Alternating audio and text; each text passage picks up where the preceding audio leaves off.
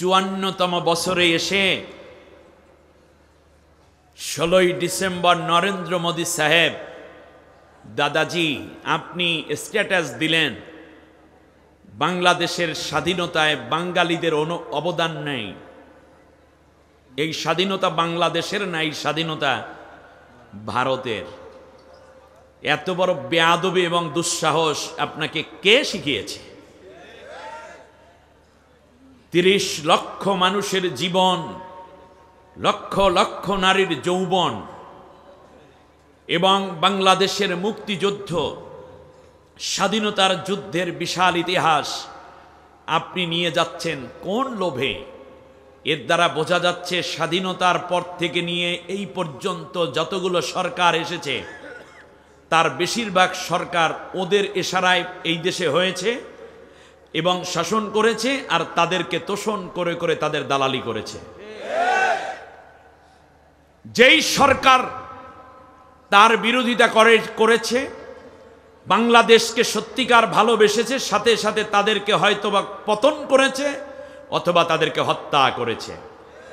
স্বাধীনতার পরপরই বাংলাদেশের স্বাধীনতার স্থপতি বঙ্গবন্ধু শেখ মুজিবুর রহমান যখন লন্ডন থেকে বিমান থেকে নেমে যখন বললেন যে আপনার সৈন্যবাহিনী কবে নিয়ে যাবেন, তখন ইন্দিরা গান্ধী প্রচণ্ড ক্ষোভ এবং ব্যথা পেয়েছেন বিধায় বঙ্গবন্ধুকে হত্যা করা হয়েছে। বাংলাদেশের আরেক আপোষহীন দেশপ্রেমিক নেতা বাংলাদেশের মানুষের হৃদয় জয় করে বাংলাদেশকে স্বর্ণ শিখরে, উচ্চ শিখরে নেয়ার জন্য পাগল পাড়ায় এক দেশ নেতা ছিলেন শহীদ প্রেসিডেন্ট জিয়াউর রহমান। তাকেও হত্যা করা হয়েছে, কারণ তিনি ভারতের সাথে আপোষ করেন নাই। ঠিক তার পাশাপাশি বাংলাদেশের সেনাবাহিনী, চৌকস সেনাবাহিনী কশ্চিনকালেও ভারতের সাথে আপোষ করে নাই, যার কারণে পিলখানা হত্যাকাণ্ডে আমার দেশের শ্রেষ্ঠ সেনাবাহিনীকে হত্যা করা হয়েছে। বাংলাদেশে পরবর্তীতে বাংলাদেশ জামাত ইসলামী ভারতের সাথে আজও পর্যন্ত কোনো আতাত করে নাই বিধায়ী মাওলানা মতিউর রহমান নিজামী জামাত ইসলামীর বাংলাদেশের সাবেক আমির, আলী আহসান মোহাম্মদ মুজাহিদ, সেখান থেকে ধরে কামারুজ্জামান, আব্দুল কাদের মোল্লা, মীর কাসিম আলী সহ সবাইকে ফাঁসির কাস্টে ঝোলানো হয়েছিল। তার কারণ এরা ভারতের দালালি করতে রাজি হয়নি। বীর চট্টলার সিংহপুরুষ সালাউদ্দিন কাদের চৌধুরী যেখান দিয়ে ওরা ঢুকবে, সেই সীমান্ত পাহারার সিংহের মতো নির্ঘুম এক অতন্ত্র প্রহরীর নাম সালাউদ্দিন কাদের চৌধুরী। তাকে এই কারণেই ফাঁসি দেওয়া হয়েছে, যেহেতু তিনি আপোষ করেন নাই। সিলেট দিয়ে তারা ঢুকবে, সেখানে আসি ইলিয়াস আলী। আমার কথা কি আপনাদের কানে ধরতেছে? সুতরাং এমনি করে করে বাংলাদেশের বর্তমান যে ছাত্র আন্দোলন হয়েছে, এটা আমেরিকার সাজানো আন্দোলন নয়, চীনের সাজানো আন্দোলন নয়, ভারতের র দ্বারা সাজানো আন্দোলন নয়, কিংবা রাশিয়ার কোনো প্যাটার্নে সাজানো আন্দোলন নয়, পাকিস্তানের সাজানো কোনো আন্দোলন নয়, এমনকি এটা ইসরায়েলের মোসাদের কোনো আন্দোলন নয়। আমার দেশের তাওহীদপন্থী ছাত্ররা এবং দেশপ্রেমিক ছাত্র ছাত্রীরা দেশটাকে রক্ষা করার জন্য জীবন দিয়েছে, রক্ত দিয়েছে, শহীদ হয়েছে, পঙ্গু হয়েছে, অন্ধ হয়েছে। এখন এইটার ভিতরে আর নাক গলাইতে পারে না। এই জন্য ভারত পাগল হয়ে গেছে, বলছে আমরা স্বাধীন করেছি, এর মানে এখন আর স্বাধীনতা কিনতে পারবে না। বিদায় তারা আমার আন্দোলন, আমার দেশের স্বাধীনতাকে তারা অর্জনের স্বীকৃতি জোর করে আদায় করতে চায়।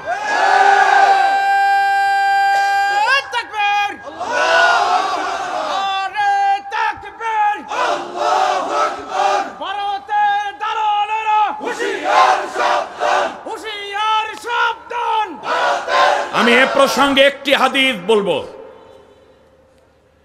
আন সাওবান মাওলা রাসূলিল্লাহ সাল্লাল্লাহু আলাইহি ওয়াসাল্লাম قال قال رسول الله صلى الله عليه وسلم عصابتان من امتي احرجهما الله من النار ইসাবাতুন তাকজুল হিন্দা ওয়া ইসাবাতুন তাকুনু মা'a ঈসা ইবনে মারইয়াম আলাইহিমাস সালাম। রাসূল সাল্লাল্লাহু আলাইহি ওয়াসাল্লামের প্রিয় সাহাবী সাওবান রাদিয়াল্লাহু তাআলা আনহু থেকে বর্ণিত, আল্লাহর রাসূল বলেছেন, দুই দল উম্মতকে আল্লাহ তাআলা জাহান্নামের আগুন থেকে স্বাধীন করে দিয়েছেন, তারা কোনোদিন জাহান্নামের আগুনে জ্বলবে না। সুবহানাল্লাহ বলেন। আপনারা কি ওই দুই দলের উম্মতের এক দল হলেও হতে চান কিনা? এক নম্বর হচ্ছে হিন্দুস্তানে একটি যুদ্ধ হবে, সেই যুদ্ধে যারা অংশ নিবে আল্লাহ রাব্বুল আলামিন তাদেরকে জাহান্নামের আগুন থেকে স্বাধীন করে দিয়েছেন, জাহান্নামের আগুন তাদের জন্য হারাম। আহরাজা আই হাররা, হাররা আই হাররামা। মুহাদ্দিসিন ইকরামের চমৎকার ব্যাখ্যা করেছেন, আপনারা একটু হাদিসটা দেখে নিন, খুব মশহুর হাদিস এটা। রাসূল সাল্লাল্লাহু আলাইহি ওয়াসাল্লাম কোনোদিন এই ভারতীয় উপমহাদেশে আসেননি, কিন্তু 1450 বছর আগে রাসূল সাল্লাল্লাহু আলাইহি ওয়াসাল্লাম যেটা বলেছেন এটাই সত্য হবে। আপনাদের কোনো কনফিউশন আছে? আপনাদের কোনো সন্দেহ আছে? নাই। এই যুদ্ধ হবে, নিশ্চিত হবে। আল্লাহ রাব্বুল আলামিন বলেছেন, ওয়ালা তাজিদান্না শাদ্দান নাসি আদাওয়াতান লিল্লাযিনা আমানুল ইয়াহুদা ওয়াল্লাযিনা আশরাকু। যারা পৃথিবীকে শিরক করে এবং যারা ইহুদি তারা মুসলমানদের জন্য চূড়ান্ত কঠোর, কোনো মায়া এদের হৃদয় নাই। যে মায়া থাকতো, প্রায় 700 বছর মুসলমানরা ভারত শাসন করেছে, একটি মন্দির তারা ভাঙ্গে নাই। কোন মুসলমান মন্দির ভেঙেছে? ভাঙ্গে নাই। কোন হিন্দু নারীর আঁচল ধরে টান দিয়েছে এরকম একটি ইতিহাসও কেউ কোনোদিন দেখাতে পারবে না। কোন হিন্দুর বাড়িতে আক্রমণ করেছে এরকম কোন কথা কেউ দেখাতে পারবে না। 700 বছর দাদা তোমাদেরকে কোলে পিঠে করে আমাদের মুসলিম শাসকরা লালন পালন করেছে। আর 1947 সাল থেকে নিয়ে মাত্র 2025 পর্যন্ত আসলা, এর মধ্যে 558টা মসজিদ বুলডোজার দিয়ে ভেঙে ফেলেছে। এমনকি গুজরাটের কসাই এই নরেন্দ্র মোদী, একজন ফ্যানিটিক্যাল হিন্দু বাই কাস্ট, এই লোকটি চূড়ান্ত একটি গোড়া হিন্দু প্রকৃতির লোক। গুজরাটে মুসলমানদেরকে মসজিদ বাড়ির ভিতরে আটকিয়ে, ঘরের ভিতর আটকিয়ে, বাহির দিয়ে তালা লাগাই আগুন ধরিয়ে দিয়ে মুসলমানদেরকে পুড়িয়ে হত্যা করেছে, যার হাতে এখনো মুসলমানদের রক্ত। প্রায় 1557 বছরের পুরানো মসজিদ বাবরি মসজিদ অযোধ্যায়, সেই ঐতিহ্যবাহী মসজিদটাকে ভেঙে গুড়িয়ে দিয়ে সেখানে তাদের রাম মন্দির বানিয়েছে। এখন শুনি আবার আজমিরকে ভেঙে খাজা মাইনুদ্দিন চিশতি রহমাতুল্লাহর মাজারটাকে ভেঙে সেখানেও নাকি ওদের কোন দেবতা এসে বসছিল। সীমা আছে। আর বাংলাদেশকে অস্থিতিশীল করার জন্য তারা তৈরি করে দিয়েছে ইস্কন। আমি অনেকগুলো প্রেক্ষাপট একসাথে আনতে পারবো না, আমার আলোচনা যেহেতু শেষ করতে হচ্ছে। সম্মানিত ভাইরা, এই যুদ্ধের কথা শুনে আবু হুরায়রা রাদিয়াল্লাহু তাআলা আনহু দাঁড়িয়ে গেলেন। তিনি বললেন, রাসূল আমাকে দোয়া করেন আল্লাহ যেন হিন্দুস্তানের যুদ্ধ পর্যন্ত বাঁচিয়ে রাখে। ওই যুদ্ধে যদি আল্লাহ আমাকে বাঁচিয়ে রাখেন তাহলে আমি, আমার স্ত্রী, আমার সন্তান, আমার উট, দুম্বা, বকরি, ভেড়া সবগুলো জান মাল দিয়ে আমি যুদ্ধের ময়দানে হাজির হয়ে যাব। যদি এই যুদ্ধে শহীদ হয়ে যাই তাহলে আমি বিনা হিসাবে জান্নাতে চলে গেলাম। জান্নাতই তো মুমিন জীবনের শ্রেষ্ঠ চাওয়া। এর চেয়ে বড় সুযোগ কি আছে? কোনো হিসাব নাই, আমি জান্নাতি। আর যদি বেঁচে থাকি, গাজী হই, তাহলে যতদিন দুনিয়ায় বেঁচে থাকব ততদিন পর্যন্ত জান্নাতি মানুষ হিসাবে দুনিয়ায় হাঁটাচলা করব, চলব। মরার সাথে সাথে জান্নাত। তার কারণ নবী বলেছেন এই যুদ্ধে যারা আসবে তারা সবাই জান্নাতি। সুতরাং এই জায়গাটি আমাদের স্পষ্ট হওয়া দরকার। যত যাই বলেন যুদ্ধ একটি হবে, আজ না হয় কাল, কিন্তু আমাদের প্রস্তুতি থাকা দরকার। এই ডিটেইল অন্য একদিন হয়তো আরো বলবে। এ ব্যাপারে আল্লাহ নবী সাল্লাল্লাহু আলাইহি ওয়াসাল্লাম ভারতে আসেন নাই, কিন্তু ভারত নিয়ে রাসূল সাল্লাল্লাহু আলাইহি ওয়াসাল্লাম মোট 37টা হাদিস বলেছেন।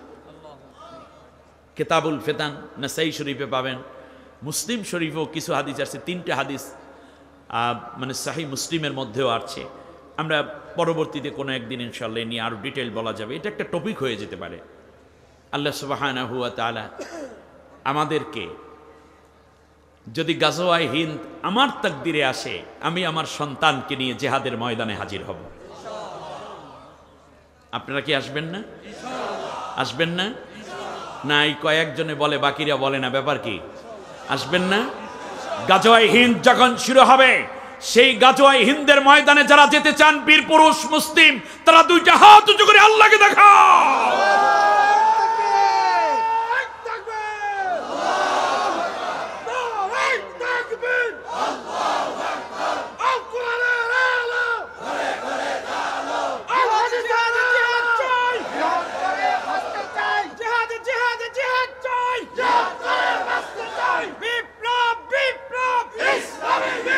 আল্লাহ কবুল করুন।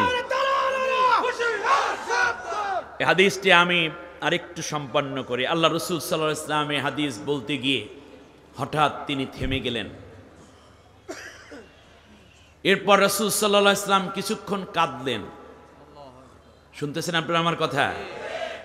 রাসূল সাল্লাল্লাহু আলাইহি ওয়াসাল্লামের পরেই তার চেহারা মোবারক আবার উঁচু করে সাহাবীদের দিকে তাকিয়ে একটা চমৎকার মুস্কি হাসি দিলেন। সাহাবীগণ আরজ করল, ইয়া রাসূলুল্লাহ, এটা কেন করলেন? আল্লাহর নবী বললেন, এই যুদ্ধ খুব তাড়াতাড়ি শেষ হবে না, একটা দীর্ঘ সময় যাবে।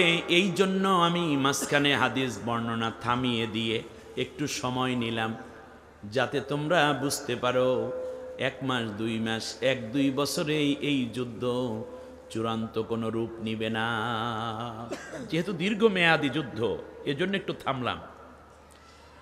ইয়া রাসূলুল্লাহ, ইয়া হাবিবাল্লাহ, হাদিস বর্ণনার মাঝখানে আপনি কোনোদিন এত বেশি কাঁদতে দেখি নাই। আপনি এত বেশি কাঁদলেন, কারণটা কি?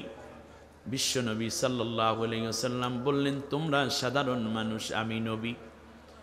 আল্লাহ রাব্বুল আলামিন আমাকে যা দেখান তোমাদেরকে তা দেখান না। আল্লাহ দেখিয়েছেন এই যুদ্ধে আমার হাজার হাজার উম্মত জীবন দিয়ে শহীদ হওয়ার মর্যাদা লাভ করেছে। এত বেশি ভয়াবহ হবে যুদ্ধ, মানুষের রক্তের উপর দিয়ে মানুষের লাশ গড়িয়ে যাবে, ভেসে যাবে, রক্তের ঢেউ উঠবে, সেই ঢেউয়ে ঢেউয়ে মানুষ এক জায়গা থেকে আর এক জায়গায় নিয়ে যাবে। এত বেশি লাশ, এত বেশি রক্ত যাবে। আল্লাহর নবীর সাহাবীগণ বলল, ইয়া রাসূলুল্লাহ, তাহলে হাসলেন কেন? আল্লাহর নবী বললেন, যুদ্ধ যতই দীর্ঘমেয়াদী হোক, যুদ্ধ যতই রক্তক্ষয়ী হোক, সাংঘর্ষিক হোক না কেন, আল্লাহ রাব্বুল আলামিন আমাকে চূড়ান্ত ফলাফল দেখিয়ে দিয়েছেন। শেষ পর্যায়ে, বেলা শেষে, চূড়ান্ত পর্যায়ে আল্লাহ রাব্বুল আলামিন আমার উম্মতকে বিজয় দিয়েছে। সুবহানাল্লাহ। আসবে আবার ওমর তারিক, আসবে আবার মুসা খালিদ, কাটিবে শঙ্কা এই কালো রাত, জাগরণ জনতার ভাঙবেই নিদ। আসবে আবার ওমর তারিক, আসবে আবার মুসা খালিদ। ঠিক না? আফগান কাশ্মীর সবে হুঁশিয়ার, জাগতে হবে শোধ নিতে আবার, সোনালি দিনের তুমি হও মুজাহিদ। আসবে আবার ওমর তারিক, আসবে আবার মুসা খালিদ। আল্লাহর নবী বললেন, এই সময় আমার উম্মত 3 দলে ভাগ হবে। কয় দল? 1 দল জান্নাতি হবে আর 2টা দল জাহান্নামে যাবে। আপনারা জান্নাতি উম্মত হবেন না জাহান্নামী উম্মত হবেন? আরো জোরে বলতে হবে।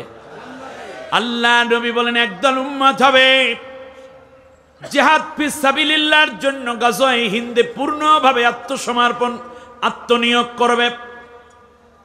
আর একটা দল হবে শুধুমাত্র বলবে, দেখি কি হয়, দেখি কি হয়। আমার দেশের বহু পীর হয়তো তখনও বলবে গাজওয়ায়ে হিন্দের সময়, দেখি কি হয়, দেখি কি হয়। মসজিদের মধ্যে বসে মুরব্বীরা বলবে, দেখি কি হয়, দেখি কি হয়।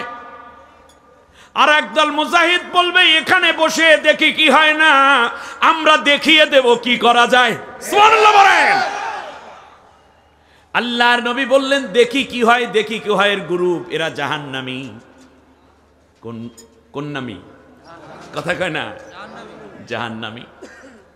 আর একটা গ্রুপ হবে, যেই গ্রুপটা কেমন হবে নবীজি বলেছেন, লা তাকুমুস সাআতু হাত্তা তালহাকা কবাইলা মিন উম্মতি বিল মুশরিকিন ওয়া হাত্তা ইয়াবুদুনাল আসনাম।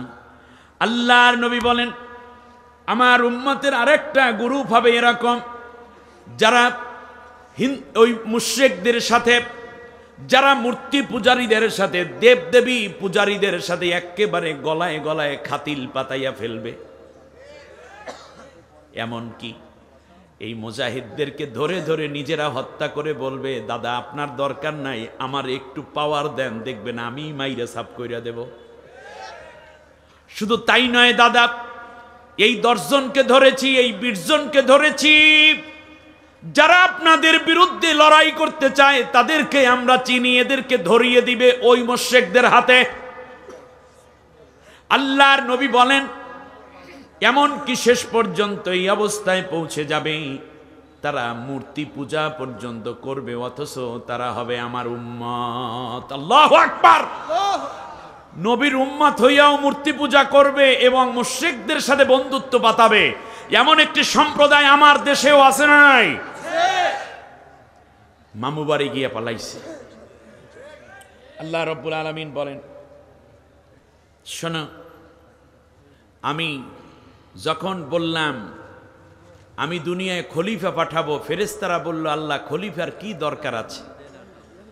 নাহনু নুসাব্বিহু বিহামদিকা ওয়া নুকদ্দিসু লাক ক্বালা ইন্নী আ'লামু মা লা তা'লামুন।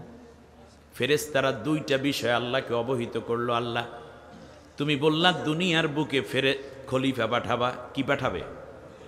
অলি পাঠাইবে? কথা বলে না।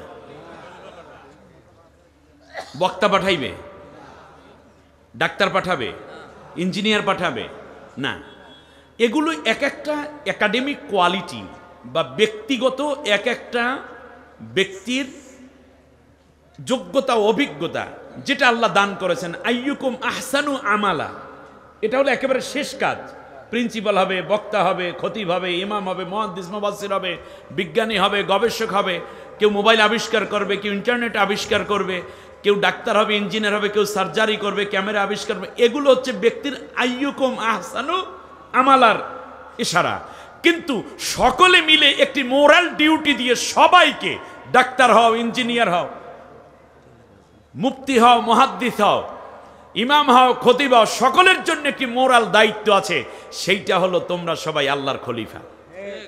আমাদের মূল পরিচয় কি? পীর না খলিফা? বক্তা না খলিফা? খতিব না খলিফা? দোকানদার না খলিফা? রিক্সাওয়ালা না খলিফা? ইঞ্জিনিয়ার না খলিফা? প্রধানমন্ত্রী না খলিফা? তাহলে আমাদের সবাই একত্রিত একটি পরিচয় আছে, তার নাম কি? আমরা সবাই খলিফা। এই খলিফার দায়িত্ব পালন করতে গিয়ে ফেরেশতা বলল আল্লাহ তাআলা খলিফা আবার কেন বানাবা? নাহনু নুসাব, তারা দুনিয়ার বুকে আল্লাহ তাআলা আতাজআলু ফিহা মা ইউফসিদু ফিহা ওয়া ইয়াসফিকুদ দিমা, দুনিয়ার বুকে তারা মারামারি করবে, রক্তপাত করবে, সন্ত্রাস করবে, খুনাখুনি করবে, এই তুমি যাদেরকে পাঠাবে। আর আমরাই তো তোমার ইবাদত করছি, তোমার তাসবিহ করছি, তোমার জিকির করছি, তোমার তাহলিল করছি। আল্লাহ রব্বুল আলামিন বললেন ইন্নী আ'লামু মা লা তা'লামুন, আমি যা জানি তোমরা তা জানো না। অর্থাৎ খলিফা সম্বন্ধে ন্যূনতম কনসেপ্ট তোমাদের ক্লিয়ার নাই, অতএব তোমাদের জবাব আমি কবুল করি নাই। বাদ। তাহলে এই যে খলিফা মানে হচ্ছে আমরা, আদম আলাইহিস ইসলাম থেকে নিয়ে আজও পর্যন্ত সব মানুষ আল্লাহর খলিফা। আমাদের ডেজিগনেশন কি? আমাদের উপাধি কি? কে দিয়েছেন? আমরা কি কালমার্সের খলিফা, লেনিনের খলিফা, মাওসুদিনের খলিফা, ফ্রয়েড হেগেলের খলিফা? আমরা কি ধর্ম নিরপেক্ষ মতবাদের খলিফা? আমরা কি সমাজতন্ত্রের খলিফা? আমরা কি সংকীর্ণ জাতীয়তাবাদের খলিফা? নাকি আমরা আল্লাহর খলিফা এবং আল্লাহর বিধান কায়েম করাই আমাদের কাজ? ঠিক না বলেন? ক্লিয়ার কথা। কিন্তু এই খেলাফতের দায়িত্ব পালনের ক্ষেত্রে 2টা বাধা হয়ে দাঁড়ালো। একটা হলো মারামারি, কাটাকাটি, খুন খারাপি যারা করে তারাও খেলাফতের দায়িত্ব পালন করে না। আর খেলাফতের দায়িত্ব পালন বাদ দিয়ে যারা তাসবিহ তাহলিল করছেন, কারণ ফেরেশতারাই বলছে আমরাই তো তাসবিহ তাহলিল করি। আল্লাহ রাব্বুল আলামিন বললেন তাসবিহ তাহলিল করার জন্য আমি খলিফা বানাই নেই, আবার মারামারি কাটাকাটি করার জন্য আমি খলিফা বানাই নেই। খলিফার কাজ হবে কেবলমাত্র আমারই বিধিবিধান অনুযায়ী দুনিয়া পরিচালিত করবে, এই যোগ্যতা দিয়ে আমি তাদেরকে তৈরি করব এবং তারা জমিনের বুকে আমার কোরআনের রাজ কায়েম করবে। এটাই কেবলমাত্র তাদের মোরাল দায়িত্ব। এই ক্ষেত্রে বাধা হয়েছে দুইটা, একটা কি মারামারি, আর একটা কি তাসবিহ তাহলিল। একটা উদাহরণ দিয়ে শেষ করে দেই, বাকি কথা একদিন বলা যাবে ইনশাআল্লাহ। খেয়াল করেন, ছেলের নাম, বাবার এক ছেলের নাম সোহাগ, আর এক ছেলের নাম বকর, বা ধরেন জসিম। জসিম, ছোট ছেলের নাম জসিম, বড় ছেলের নাম সোহাগ। সকালবেলা এই 2000 টাকা দেশে 1000 টাকার করে দুইটা নোট দুই ছেলের হাতে দিয়ে বাবা বলল, যাও এই যে চান্দোলা বাজারে যাবে, বাজারে গিয়ে আমার জন্য তুমি ইলিশ মাছ আর কদু নিয়ে আসবা, দুপুরের আগে চলে আসবা। আর ছোট ছেলেকে জসিমকে বলল, তুমি আমার জন্য একটা নতুন গামছা আর একটা নতুন লুঙ্গি কিনা নিয়ে আসবা, শীতের দিন নতুন কাপড় না পরলে শীত বেশি লাগে গায়ে। তো দুই ছেলে বাজারে যাই, এক ছেলে প্রথম মোস্তান টাইপের, এ গিয়া দেখতেছে নতুন ইলিশ মাছ উঠছে, নতুন কদু লইয়া, মাত্রই সকালবেলা কাটটি এক চাচায় লইয়া বসছে। চাচা কদুর দাম কত? বাবা 100 টাকা দিলেই হবে। এই ইলিশ মাছের দাম কত? 800 টাকা, এর নিচে হবে না স্যার। মাছ আর কদু নিয়ে টাকা পয়সা না দিয়েই রওনা করছে। জিজ্ঞেস করলো, স্যার সোহাগ মেয়া কি করেন? আরে আমার দাদার বাজার, বেটা দল ক্ষমতায়, কথাবার্তা কম। তোর দলের বেইল আছে বেটা? জেলেরা ধইরা মোটামুটি জড়ি দিয়া মায়ের শুরু করছে, মাথা ফাটাই ফেলাইছে, কান ফাটাই ফেলাইছে, হাত পা ভাঙ্গে ফেলাইছে। ও কতক্ষণ কিলাকিলি করে হাসপাতালে, শেষ পর্যন্ত বেন্ডেজ টেন্ডেজ করে রাত 12টার সময় গেছে বাবার কাছে। নক করছে, কে? আমি বাবা সোহাগ। দরজা খুইলে কয়, বাবা তোর এই অবস্থা কে? এত রাত্রে আসলি কেন? আমার ইলিশ মাছ কই, আমার কদু কই? কয়, আব্বা মোস্তানি করতে গেছিলাম, রক্তপাত কইরা ফেলাইছি। বাবাই কি রক্তপাত করতে পাঠাইছিল? বাবাই পাঠাইছে কেন? টাকা পয়সা দিয়ে পাঠাইছে নাকি ভিক্ষা করতে পাঠাইছে? মোস্তানি করতে পাঠাইছে না মাছ কিনতে পাঠাইছে? তা আল্লাহ তাআলা দুনিয়ায় আমাদেরকে পাঠাইয়া নবী দিলেন, কোরআন দিলেন, জ্ঞান দিলেন, জমিন দিলেন, বললে এই জমিনে আমার আইন চালাবি, অন্যটা চালাবি না। সেই দায়িত্ব দিয়ে আপনাকে তৈরি করে পৃথিবীতে আল্লাহ পাঠাইছেন। এইটা বাদ দিয়ে আপনি মোস্তানি করতেছেন, আপনি জাহান্নামে যাবেন। ওই যে উদ্দেশ্য বাস্তবায়ন না করলে যেমন ডাস্টবিনে পড়ে। দ্বিতীয় নাম কইলাম কি? জসিম। জসিম আবার আল্লাহওয়ালা মানুষ।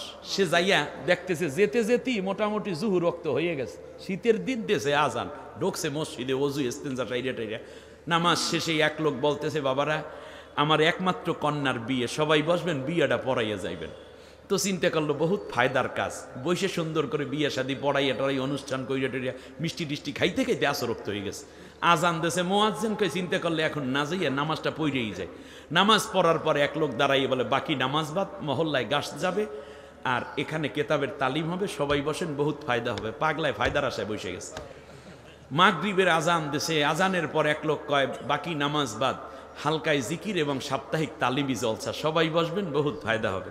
পাগলাই এখানে তালিমি জলসায় বসে গেছে এশা নামাজ পর্যন্ত। এশা নামাজের পরে এক লোক বলতেছে যে আমার বাবার মৃত্যুবার্ষিকী, আজকে একটু মিলাদ না পড়লে কেউ যাইবেন না। চিন্তা করে এইরকম বাপ মা কে আর কয়দিন থাকে, বেড়ায় কষ্টে পারছে, মিলাদ পড়লে দোয়া টোয়া পড়ে টড়িয়া।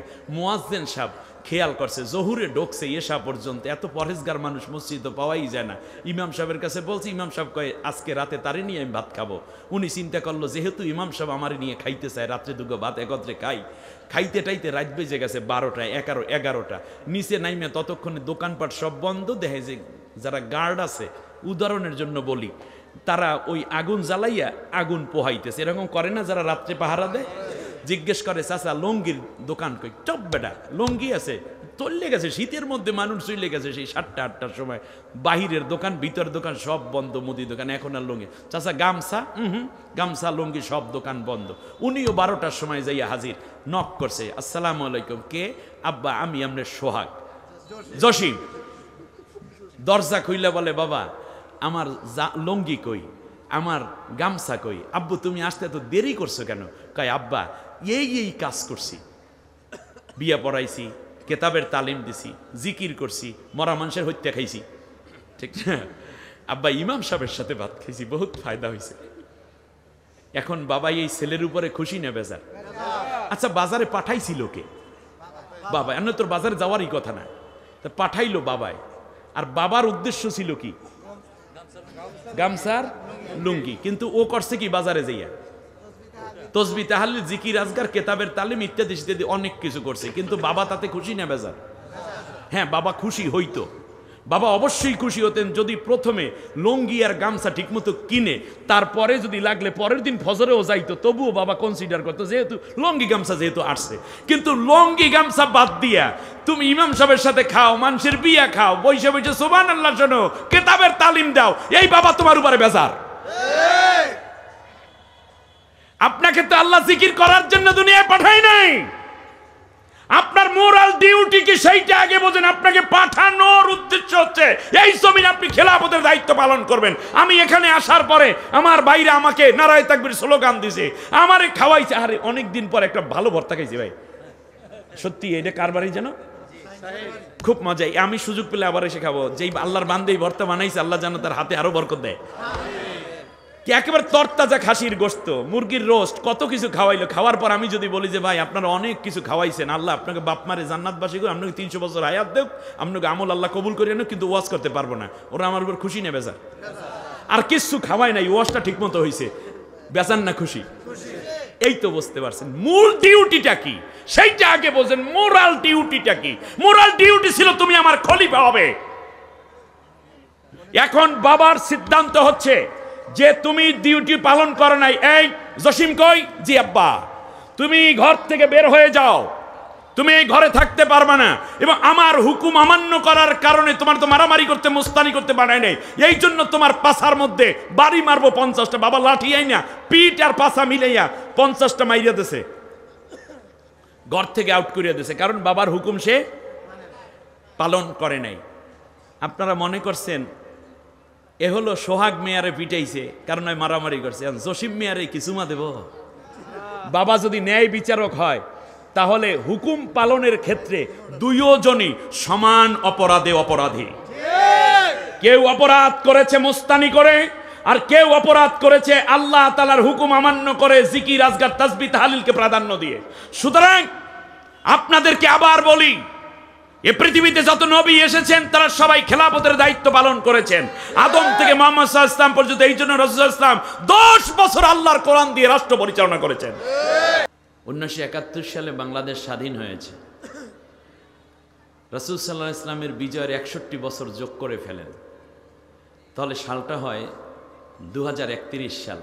2032 হয়, এক মাইনাস হবে এজন্য যেহেতু যেই সালে স্বাধীনতা শুরু সেই সালে বিজয় হয়েছে, ফলে 1 বছর যোগ করার দরকার হয় না, এটা মাইনাস করে রাখলেই হয়। তাহলে কত হয়? 2000। বাংলাদেশে আল্লাহর কোরআন বিজয় হবে 2031 সালে ইনশাআল্লাহ। এবার আরেকটা মেজারমেন্টে আসি। এখন বর্তমান কোন সাল? 2024। বাকি আছে কত বছর? 6 বছর। কারণ 31 সাল আপনার কোরআন বিজয়ের সাল। এই 6 বছরের মধ্যে এই গভর্নমেন্ট যাবে 1 বছর। পরবর্তী একটি নির্বাচনে ইসলামের বিজয় বিজয় অবস্থা হবে, কিন্তু পূর্ণ বিজয়ের জন্য তাদেরকে আরো 5 বছর সময় শ্রম দিতে হবে এই জাতির মধ্যে ইনশাআল্লাহ। আমি বলছি না এটাই সত্য, কিন্তু সত্য হওয়ার জন্য খুব বেশি সহায়ক শক্তি বলে আমি মনে করছি। তার কারণ এই যেই জমিনে রাসূল সাল্লাল্লাহু আলাইহি ওয়াসাল্লাম রক্ত দিয়েছেন, সাহাবীদের রক্ত গিয়েছিল, যেই জমিনে জুলুম সবচেয়ে বেশি হয়েছিল, যেই জমিন থেকে রাসূল সাল্লাল্লাহু আলাইহি ওয়াসাল্লাম উৎখাত হয়, সেই জমিনে কোরআনের রাজ আবার কায়েম করেছেন। 31 বছর সময় লেগেছিল। অতএব আমরাও ঠিক এই 61 বছর সময় লেগেছিল, সেই 61 বছরের মাথায় যদি আমরা তালাশ করি তাহলে সেটা এই সাল হয়ে যায়। বিধায় আমাদেরকে একটা ভিশন ঠিক করা দরকার, সেটা হচ্ছে ভিশন 2031। আজকে 31 বছর দেখে মনে পড়লো, এই জন্য হিসাবটা মিলাই দিলাম। ভিশন 2031, বলেন ভিশন 2031, ভিশন 2031। এই জন্য কি লাগবে, যেই বিষয়টা দরকার সেইটা নিয়ে আজকের করণের আলোচনা, ঠিক আছে ইনশা আল্লাহ। তাহলে আপনারা হিসাবটা কি বুঝতে পেরেছেন? এখন থেকে যদি আপনি স্কুল করেন, তাহলে 2031টা স্কুল করার প্ল্যান করেন। মাদ্রাসা করলে কমপক্ষে একটি মাদ্রাসায় 2031 জন ছাত্রী থাকবে, এই চিন্তা করেন। আপনি যখন কোথাও দান করবেন 2031 টাকা দান করেন। আপনি যখনই কোনো কাজ করবেন তখন চিন্তা করেন 2031 একটি ভীষণ, একটি সাকসেসফুল প্রোগ্রামের জন্য টোটাল বাংলাদেশকে 2031টা ছোট্ট ছোট্ট ভূখণ্ডে ভাগ করে প্রত্যেকটা ভাগের মধ্যে 2031 জন করে মর্দে মুজাহিদ তৈরি করতে হবে। আসুন আমরা সরাসরি এই জমিন নিয়ে কথা বলি। আমাদেরকে তৈরি করেছেন কে? না হয় নাই? ঠিক আছে, আরো আউলেই গেছে। জোরে বলেন, কে তৈরি করেছেন? আল্লাহ সুবহানাহু ওয়া তাআলা। কোনো একটা টার্গেট ছাড়া এই পৃথিবীর কোনো কিছুকে আল্লাহ সৃষ্টি করেননি। আল্লাহ রাব্বুল আলামিন বলেছেন, আমি পৃথিবীর ওমা খলাকনাস সামাওয়াতি ওয়াল আরদা ওয়ামা বাইনাহুমা লাহওয়া ওয়া লাইবা, আসমান এবং জমিন এর মধ্যবর্তী যা কিছু আছে তা আমি খেলার ছলে তৈরি করি নাই। আফাহাসিবতুম আন্নামা খলাকনাকুম আবাসাও ওয়া আন্নাকুম ইলাইনা লা তুরজাউন। তোমরা কি মনে করেছো আমি তোমাদেরকে এমনিতেই তৈরি করেছি, আমার কাছে কি তোমাদের ফিরে আসতে হবে না? ফিরে আসা লাগবে কি না? আল্লাহর কাছে ফিরে যেতে হবে। এই পৃথিবীর যা কিছু আছে, 3 দিন ব্যাপী মাহফিল তো, এজন্য এখান থেকে আমি 3 শব্দটা নিলাম। এই পৃথিবীতে আল্লাহ যা কিছু তৈরি করেছেন সব কিছুর পেছনে এক বা একাধিক উদ্দেশ্য আছে, কিন্তু মানুষকে আল্লাহ তৈরি করেছেন 3টা উদ্দেশ্যকে সামনে রেখে। কয়টা? তাহলে ভিশন 2031 31 প্লাস 3, সব ওয়াজ ভুলে গেল, এইটা বলার কথা না, একেবারে মিলাই দেয়া 3টা উদ্দেশ্য। এটার নাম কি? কলম।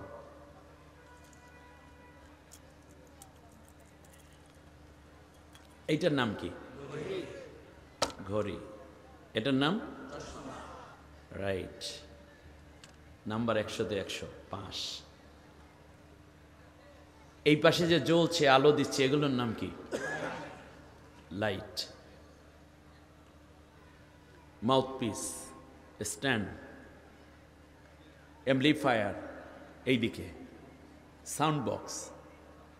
এমনি করে আমরা যা দেখি, হর্ন, সব কিছুর সৃষ্টির পেছনে উদ্দেশ্য আছে না নাই? আচ্ছা, আমাকে আপনাকে আল্লাহ তৈরি করেছেন, কোনো উদ্দেশ্য আছে না নেই? 3টা উদ্দেশ্য। কয়টা? একজন মানুষের ভিতরে 3টা কোয়ালিটি থাকে। একটি হচ্ছে নেগেটিভ কোয়ালিটি, আরেকটি হচ্ছে পজিটিভ কোয়ালিটি। 2 কোয়ালিটির সমন্বয়ে তার একটি রেজাল্ট আসে, সেই রেজাল্টটার নাম হচ্ছে সালেহাত, সালেহীন। ওই ব্যক্তি জান্নাতি। 2 কোয়ালিটির মধ্যে যদি বেশি কম হয়ে যায় সে হয় জাহান্নামী। একটি হলো রেজাল্ট, আরেকটি হচ্ছে প্লাস মাইনাস। প্লাস মাইনাস আমার আপনার শরীরে না থাকলে আমরা দাঁড়াতে পারতাম না, বসতে পারতাম না, চলতে পারতাম না। এটা নিয়ে একটা সায়েন্টিফিক আলোচনা আছে, আমি ওই দিকে যাচ্ছি না, তাহলে আমার মূল বেসিক কথাটা শেষ হয়ে যাবে না। সম্মানিত ভাইয়েরা,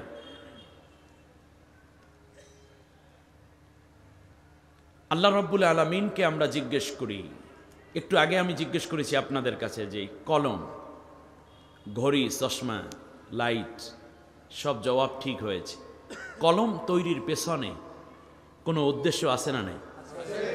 কলম কেন তৈরি করা হয়েছে? লেখার জন্য, রাইট।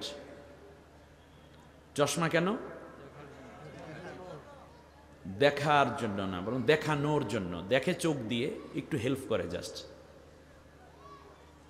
আর ঘড়িটা কেন তৈরি করছে? সময় দেখার জন্য। কিন্তু যখন আমাদের এই বুক পকেটের কলমটা লেখা দেয় না, তখন এটা আমরা কি করি? কোথায়? ডাস্টবিনে। নিষ্প্রয়োজন একটি জিনিস, তখন এটা বোঝা হয়ে যায়, ফেলে দেয়। চশমাটাও ঠিক তাই, ঘড়িটাও একই কাজ। কি সুন্দর করে মা বোনেরা যত্ন করে রেখে দেন তাদের ক্রোকারেজগুলো, দামি দামি প্লেট, গ্লাস, বাটি, এগুলো। কিন্তু যখন ভেঙে যায় তখন সেটাকে কি করেন? গ্লাসটা ভেঙে গেলে কি হয়? অনেক দূরে ফেলে দেয়। বোঝা যায় যে উদ্দেশ্যে তৈরি করা হয়েছে, যতদিন এই উদ্দেশ্যটা চলতে থাকে ততদিন তার যত্ন চলে। আর যখন উদ্দেশ্য বাস্তবায়নে ব্যর্থ হয় তখন সেটাকে ফেলে দেয়া হয়। আমাদেরকে আল্লাহ তৈরি করেছেন, একটু আগে বলেছেন, উদ্দেশ্য আছে না নাই? তিনটা উদ্দেশ্য। কয়দিন ব্যাপী মাহফিল? উদ্দেশ্য কয়টা? 31তম মাহফিল, ভিশন 2031। ভুলবেন না কিন্তু, ঠিক আছে? ব্যাস। আল্লাহ রাব্বুল আলামিন যে উদ্দেশ্যে আমাদেরকে তৈরি করেছেন, যদি এই উদ্দেশ্য আমরা বাস্তবায়ন করি ততদিন আল্লাহ তাআলা, এই ঘড়িটাকে আমি যেমন যত্ন করে রাখি, চশমাটাকে মুছে রাখি, কলমটাকে বুক পকেটে রাখি, ততদিন আল্লাহ আমাদেরকে যত্ন করে রাখবেন, মায়া করে রাখবেন, রহমত দিয়ে রাখবেন, আরামে রাখবেন। আমাদেরকে আল্লাহ তাআলা তার দয়া দিয়ে ভরপুর করে রাখবেন, দুনিয়ায় রাখবেন জান্নাতে, পরকালে। কিন্তু যদি উদ্দেশ্য বাস্তবায়নে ব্যর্থ হই তাহলে আল্লাহ তাআলা আমাদের ছোট্ট কলমটাকে যেমন আমরা ফেলে দেই, ঘড়িটাকে ফেলে দেই, হেই এটা ঘরে রাখছিস কেন, লেখে না টেকে না, যা। ঠিক তেমনই আল্লাহ রাব্বুল আলামিন আমাদেরকে একইভাবে ফেলে দেবেন গজবের মধ্যে, লাআনতের মধ্যে। অদুরিবাত আলাইহিমুজ যিল্লাতু ওয়াল মাসকানা, দারিদ্রতা, ক্ষুধা, লাঞ্ছনা, অপমান, এর মধ্যে ফেলে দিবেন। আর পরকালে আমাদের জন্য বানানো একটা ডাস্টবিন আছে, ওইটার নাম কি? জাহান্নাম। এখন আমাদের জানা দরকার যে আল্লাহ তাআলা আপনি আমাদেরকে কেন তৈরি করেছেন। আমরা যখনই আল্লাহর কাছে জানতে চাই, রব্বুল আলামিন আপনি আমাদেরকে কেন তৈরি করেছেন, এত সুন্দর করে, এত মায়া করে, কি সুন্দর দুটি চক্ষু দিলেন, জ্ঞান বোঝার জন্য, অন্যকে অনুধাবন করার জন্য, গবেষণার জন্য আপনি আমাদেরকে নলেজ দিলেন, আকল দিলেন, জ্ঞান দিলেন, ইলম দিলেন, বলার জন্য কি সুন্দর ভাষা আপনি শিক্ষা দিলেন, নিজের অন্তরকে প্রশান্তি দেওয়ার জন্য সুন্দরী স্ত্রী দিলেন, মনোরঞ্জনের জন্য আমার যৌবন দিলেন, কলিজা শীতল করার জন্য সন্তান দিয়ে আমাকে ধন্য করলেন, দুনিয়ায় সম্মান দিলেন, ইজ্জত দিলেন, কোটি কোটি টাকা দামের তাপ আমার জন্য আপনি বরাদ্দ করলেন সূর্যের মাধ্যমে, কি সুন্দর চাঁদের কিরণ দিয়ে স্নিগ্ধতায় আপনি আমাকে মুখরিত করে দিলেন। এমনি করে করে liver, kidney, blood valve, heart, হাড্ডি, গোশত, চামড়া, রক্ত, কি সুন্দর দেখতে আমাকে আপনি আশরাফুল মখলুকাত বানাইয়া দুনিয়ায় হাজার রকমের খাবার, হাজারো রকমের ফুলের সৌরভ ঘ্রাণ দিলেন, আমার মনে প্রশান্তি দেওয়ার জন্য লক্ষ লক্ষ পাখির ডাক আমার কানে আপনি শোনালেন, আমাকে তৃপ্তি দেওয়ার জন্য কত রঙের সবুজ গাছগাছালি, তার মধ্যে হাজার রঙের ফল ফলাদি দিয়ে ভরপুর করে রাখলেন। এত ভালো আপনি আমাকে বাসেন আল্লাহ, এত মায়া করে আপনি আমাকে বানালেন আল্লাহ, কিন্তু কেন বানালেন আপনি আমাদেরকে একটু জানাইয়া দেন। আল্লাহ রব্বুল আলামিন বলেন, তোমাকে বানিয়েছি তিনটা উদ্দেশ্য সাধন করার জন্য। এক নম্বর হলো ওয়াইদ ক্বালা রাব্বুকা লিল মালাইকাতি ইন্নী জাইলুন ফিল আরদি খলিফা। এক নম্বর কারণ হলো তোমাকে আমি দুনিয়ায় পাঠাইলাম, দুনিয়ায় গিয়ে একমাত্র কেবলমাত্র শুধুমাত্র তুমি আমারই আইন মানবা, আমার বিধান মানবে, আমার হুকুমাত মানবে। এমনকি অন্য মানুষরাও যেন আমারই হুকুম মানে, আমারই বিধান মানে, আমারই আইন মানে, সেই জন্য তুমি প্রতিনিধিত্ব করবা, তুমি দায়িত্ব পালন করবা, তুমি রিপ্রেজেন্টেটিভ হয়ে যাবা। এই জমিনের বুকে অন্য কারো আইন তুমিও মানবা না, সবাই মিলে যেন আমার আইনটা মানে, সেই রকম দায়িত্ব তুমি পালন করবা। এই দায়িত্ব দিয়ে আমি আল্লাহ তোমাকে দুনিয়ায় বানাইছি। এক নম্বর আমরা আল্লাহর কি করব বলেন? খেলাফতের দায়িত্ব পালন করব, এক নম্বর দায়িত্ব। আল্লাহ রাব্বুল আলামিন বলেন, খেলাফতের দায়িত্ব পালন করতে গিয়ে তুমি কশিন কালেও যেন ইনসাফের বাইরে চলে না যাও, আমার আনুগত্যের বাইরে চলে না যাও। আমাকে যেন কোনো জায়গায় এড়িয়ে নিজে নিজে আবার ভিন্ন মত কিংবা আইডিওলজি ধারণ না করো। সেজন্য খেলাফতের সাথে সাথে আমি আল্লাহ রব্বুল আলামিন তোমাকে আর একটা উদ্দেশ্যে বানিয়েছি। ওয়ামা খলাকতুল জিন্না ওয়াল ইনসা ইল্লা লিয়াবুদুন। দ্বিতীয় উদ্দেশ্য হচ্ছে কেবলমাত্র শুধুমাত্র একমাত্র আমারই দাসত্ব করবে, আমারই আনুগত্য করবে, অন্য কারো নয়। খেলাফতের কোয়ালিফাই করেছি আমি, সেটা দ্বারা যেন অন্য কিছুকে তুমি এস্টাবলিশ না করো। সেই জন্য সব সময় আমারই গোলাম হয়ে থাকবে, আমারই গোলামিত্ব করবে, আমারই প্রভুত্ব স্বীকার করবে। এই জন্য আমি আল্লাহ তোমাকে তৈরি করেছি। তাহলে দ্বিতীয় উদ্দেশ্য হচ্ছে ইবাদত। বলেন কি দ্বিতীয় উদ্দেশ্য কি? প্রথম উদ্দেশ্য কি? খেলাফত। দ্বিতীয় উদ্দেশ্য কি? ইবাদত। আল্লাহ রাব্বুল আলামিন বললেন, একমাত্র আমার ইবাদতের জন্য তৈরি করেছি। এই আল্লাহ রাব্বুল আলামিন আমাদের জন্য নামাজকে ফরজ করে দিলেন। ফরজ, ওয়াজিব কিংবা নফল নামাজ যাই পড়ি না কেন, সূরা ফাতিহা প্রতি রাকাতে পড়তেই হয়। নামাজের মধ্যে আল্লাহ রাব্বুল আলামিনের কথার স্বীকৃতি আল্লাহ আদায় করতেছেন বান্দার কাছ থেকে। ইয়্যাকা না'বুদু ওয়া ইয়্যাকা নাস্তাঈন। এ কথা বলেন না আপনারা? সবাই বলি।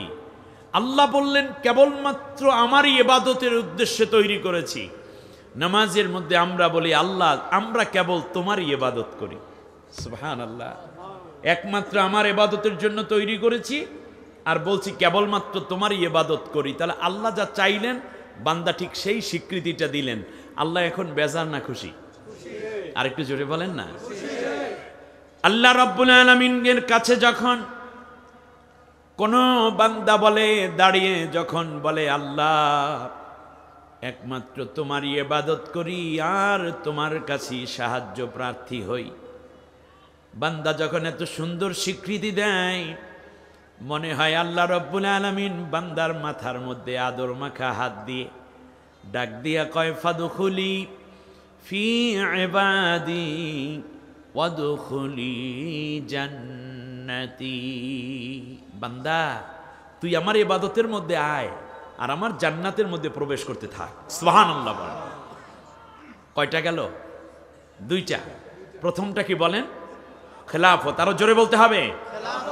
দ্বিতীয়টা কি? ইবাদত।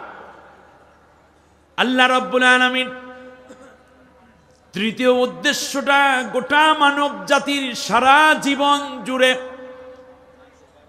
মোরাল দায়িত্ব হিসাবে, ডিউটি হিসাবে দিয়ে বললেন, আল্লাযী খালাকাল মাউতা ওয়াল হায়াতা লিয়াবলুয়াকুম আইয়ুকুম আহসানু আমালা। আমি আল্লাহ এই খেলাফতের দায়িত্ব পালন আর ইবাদতের মধ্যে দিয়ে আমি আল্লাহ কিন্তু তোমাকে ভুলে যাইনি, একটি বাইন্ডিংসের মধ্যে রেখেছি। একদিন তোমার মৃত্যু হবে, একদিন তোমার জীবন দিয়ে আমি আল্লাহ তৈরি করলাম। এই মৃত্যুটা যে হবে, আমি আল্লাহ জীবন এবং মৃত্যুর মাঝখানে পরীক্ষা করে নিতে চাই। তোমাদের মধ্যে কর্ম সম্পাদনের ক্ষেত্রে সবচেয়ে বেশি ন্যাক কাজ কে কে করো, আমি আল্লাহ তাদেরকে পরীক্ষা করে নিতে চাই। সুবহানাল্লাহ। আহসানু আমালা। আমরা যে কাজই করি না কেন আশা করি আহসান করব। হুসনুনের তাফজিল হলো আহসান। সবচেয়ে ভালো কাজ কে করো? অনেক কাজ আছে সমাজে, তার মধ্যে আমরা সবচেয়ে ভালো কাজটি করব, ভালো করে করব। সুবহানাল্লাহ বলেন। এই যে দেখেন এত সুন্দর প্যান্ডেল, মানে মন জুড়িয়ে যাওয়ার মতো, এত সুন্দর আয়োজন, এবং আপনারা এত সুন্দর শ্রোতা, এত ভদ্র শ্রোতা, আবার ঠিক পাশাপাশি যারা এই সুন্দর অ্যারেঞ্জমেন্টে আছে তারাও কত নিপুণ কাজ করার চেষ্টা করছে। এটা হলো আহসানু আমালা। আল্লাহ বলছেন আকসারু আমালা বলেন নাই, আল্লাহ বলছেন আহসানু আমালা। আপনি কত বেশি কাজ করলেন এটা আল্লাহর দেখার বিষয় নয়, বরং কাজটা কত সুন্দর করে করলেন এইটা আল্লাহর দেখার বিষয়। আপনি মোষ যখন কাটবেন তখনও মোষটা সুন্দর করে কাটেন, যখন কথা বলবেন তখন নিজে চেষ্টা করবেন সবচেয়ে ভালোভাবে কথাটি বলার। আপনি যখন জামাটি পরবেন তখনও সুন্দর করে জামাটি পরার চেষ্টা করুন।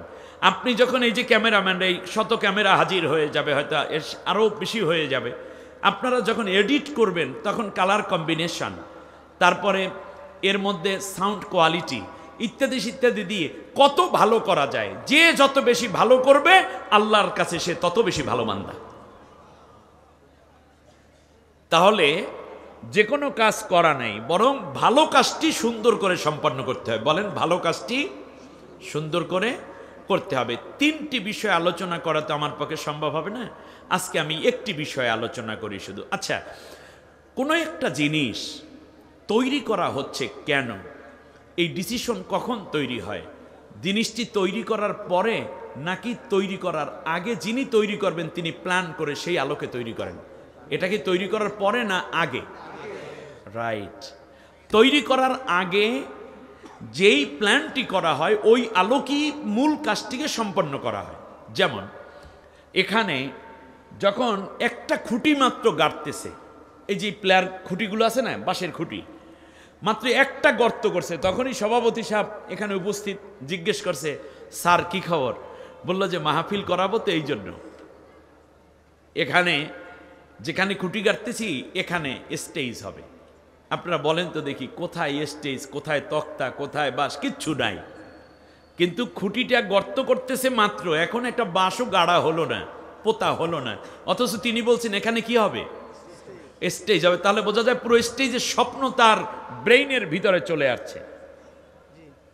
তাহলে মূল উদ্দেশ্য যেটা, সেটা হচ্ছে তৈরি করার আগে যেই কথাটা বলা হয় ওইটাই হলো সৃষ্টির একেবারে মোরাল এবং সবচেয়ে বেশি গুরুত্বপূর্ণ কাজ। এখনো পর্যন্ত পৃথিবীতে কাউকে পাঠাননি আল্লাহ তাআলা, এখনো পর্যন্ত আদম তৈরিও হয় নাই। সুবহানাল্লাহ বলেন। আমরা তো আদম এবং হাওয়া আলাইহিমাস সালাম থেকে পৃথিবীতে আসছি নাকি? আল্লাহ রাব্বুল আলামিন ফেরেশতাদেরকে ডাক দিলেন, আমার সাথে পড়েন, আউযু বিল্লাহি মিনাশ শাইতানির রাজিম, বিসমিল্লাহির রহমানির রহিম। বিতাড়িত অভিশপ্ত শয়তানের ওয়াসওয়াসা থেকে আল্লাহর আশ্রয় চাই। কার আশ্রয়? না, আরো জোরে বলতে হবে। আমাদের আশ্রয়দাতা কে? আমেরিকা, ব্রিটেন, ফ্রান্স, রাশিয়া, চীন, ভারত, পাকিস্তান? না, আমাদের একমাত্র আশ্রয়দাতা কে? আরো জোরে বলতে হবে, আল্লাহ। বিগত 18টা বছর একটি স্বৈর শাসনের জাতাকলে এই জাতি পিষ্ট হচ্ছিল। একটা পর্যায়ে রাজাকার বলা শুরু করলো তারা। মানবতা বিরোধী অপরাধী বলে বিভিন্ন জনকে পীড়ন দেয়া শুরু করলো। স্বাধীনতার পরে জন্ম নেয়া হিন্দু, বৌদ্ধ, খ্রিস্টিয়ান, বামপন্থী, রামপন্থী, ডানপন্থী, বিএনপি, জামাত, হেফাজত, তবলিগ, কওমি, আলিয়া, এমনকি আপনাদের এই বাড়ির কাছে দোকানদারও, রিক্সাওয়ালা, ভ্যানওয়ালাও যদি তাদের বিরুদ্ধে একটা কথাও বলতো, একটা গালি দিত, এটা হইল পাকিস্তানের দালাল। ঠিক না? এইরকম একটা গালি অনেকে শুনেছেন না? কোন দেশের দালাল? পাকিস্তানের দালাল। বেশ ভালো কথা, কিচ্ছু বলতাম না। আচ্ছা, মিথ্যা মামলা দিল, ঘর বাড়িতে হামলা করলো, জায়গা জমি লুটপাট করলো, ব্যবসা বাণিজ্য করতে দিল না, ঘর বাড়িতে থাকতে দিল না, ধরে নিয়ে গেল, রিমান্ডে পিটাইয়া গোস্ত থেকে হাড্ডি আলাদা করে ফেললো, নখগুলো টেনে টেনে তুলে ফেলেছে, পা ভেঙে ফেলেছে, কারেন্ট শক দিয়ে যৌবন শক্তিকে শেষ করে দিয়েছে। আপনারা কি ভুলে গেছেন এই কথাগুলো? এরপরে ক্রস ফায়ার দিল, আয়না ঘরের মধ্যে পৃথিবীর সবচেয়ে জঘন্যতম শাস্তি তারা দিল, এমনকি ফাঁসি পর্যন্ত দিল। আপনারা বলেন, কোনো লোক, বিরোধী দলীয় যারা ছিল ওই দল ব্যতীত, কোনো লোক কি পাকিস্তানে পালাইয়া গেছে? পাকিস্তানের কাছে আশ্রয় চেয়েছে? তাহলে বোঝা যায় বাংলাদেশে পাকিস্তানের কোনো দালাল নাই। এ কথা স্পষ্ট কিনা? কিন্তু ভারতের দালাল বাংলাদেশে আছে। বুঝলেন কেমনে? এর মানে বাংলাদেশকে পুঁজি করে, দেশপ্রেমিকদেরকে হত্যা করে, বয়কট করে, ব্যান্ড করে, তারা ভারতের পূর্ণ দালালি করে বাংলাদেশকে সিকিম বানানোর জন্য পূর্ণ প্রস্তুতি নিয়েছিল। আর বাংলাদেশের স্বাধীনতাকামীদের জীবন এবং রক্তের বিনিময়, তরুণ সমাজের তীব্র প্রতিবাদে এবং বিদ্রোহের কারণে তারা দাদার দেশ, দালাল দেশ যেখানে ছিল সেই দেশে গিয়ে আশ্রয় নিয়েছে।